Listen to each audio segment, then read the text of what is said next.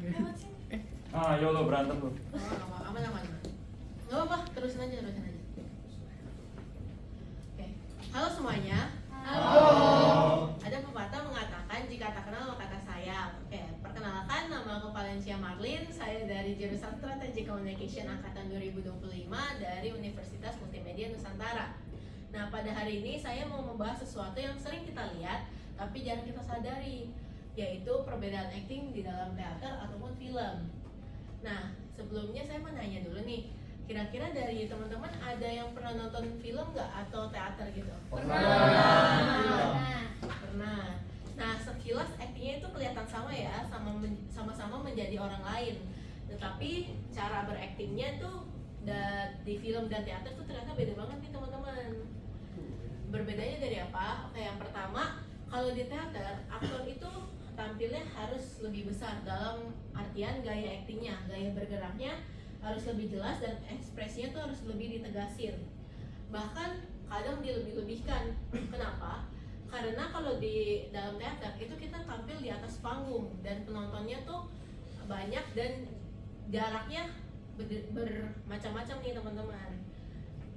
Jadi kalau kita acting di teater, harus gerakannya harus tuh lebih besar dan lebih tegas biar penonton yang dari jarak jauh juga bisa melihat dan menotis pergerakan dan karakter kita.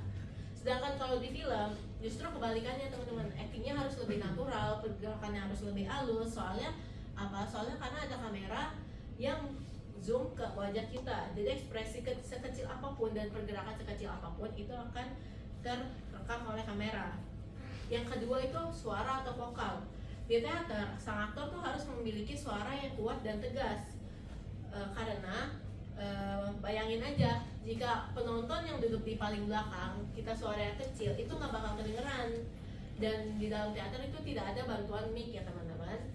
Tapi kalau di film, itu aktor tuh nggak perlu teriak-teriak karena sudah ada mikrofon.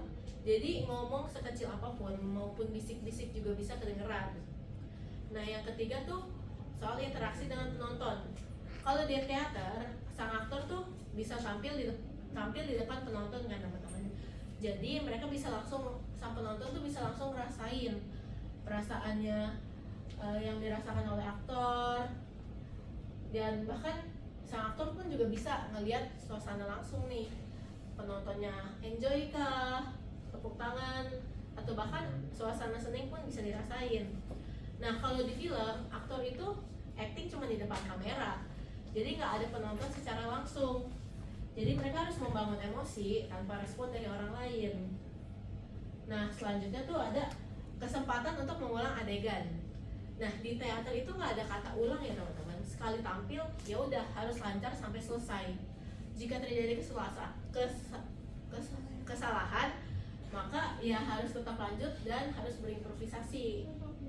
Kalau di film itu kalau salah itu ya bisa diulang. Bahkan jika ada satu adegan bisa diambil berkali-kali hingga hasilnya bagus.